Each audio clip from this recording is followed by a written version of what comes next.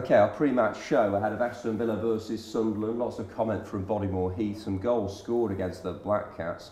Savo Milosevic and Gareth Barry feature. And a man who played for both clubs, sat in his old seat here at Villa Park, who spent a season. Kev, how does it feel?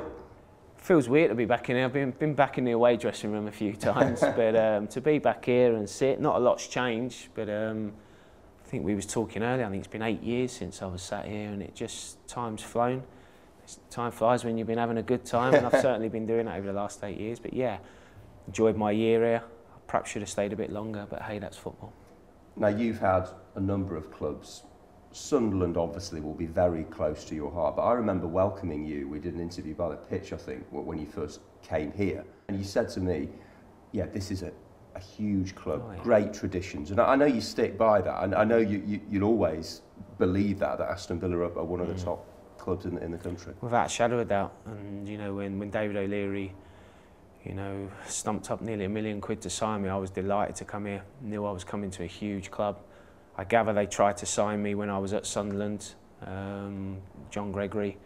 So, you know, I knew a lot about the club, didn't know a lot about the area, but since living here in 8 years, I've grown to realise that Aston Villa is a huge club, very traditional, and I certainly enjoyed my one season here. And when I look back in hindsight, I probably should have stayed for another year, but as I said, that's football. But I really enjoyed my year.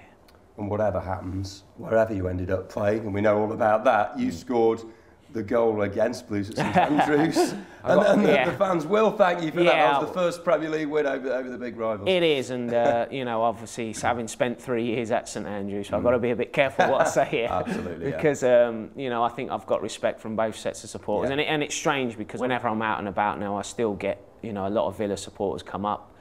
Deep down, they might not like me because I was at Birmingham for 3 years, but they always bring that goal up and they say, you know, that was obviously our first win in the Premier League against them for a long time away. And I remember it, you know, I've still got the picture up on my wall at home. And I think I endeared myself to the Villa supporters for a long time after that. And we're here to talk about Villa and Sunderland. What a huge fixture. You know, the stakes are high, the scene is set with Paolo Di Canio having rejuvenated the Weirsiders, but Villa in serious need of the points. Well, they certainly are, and you know, I'm very surprised to see Villa sitting where they are, and Sunderland, to be honest with you. Yeah, you know, it's been a frustrating, disappointing season for the Villa supporters and team, but you know, they've still got an opportunity to put things right. And like you say, Monday night is a huge game here. Two of my old clubs, I want to see them both survive because they deserve to be in the Premier League with their stature. If you're going to put me on a sparse result, I couldn't tell you. But I think, you know, with Sunderland's resurgent over the last 2 weeks under Di Canio, that's taken a little bit of pressure off them, but they're still not out of it. If you was asking me, I'd love to see Villa get the points and you know, give them another 3 points towards safety because they've got 3 real tough fixtures after that. Okay, much more to come from Kevin Phillips in our pre-match show.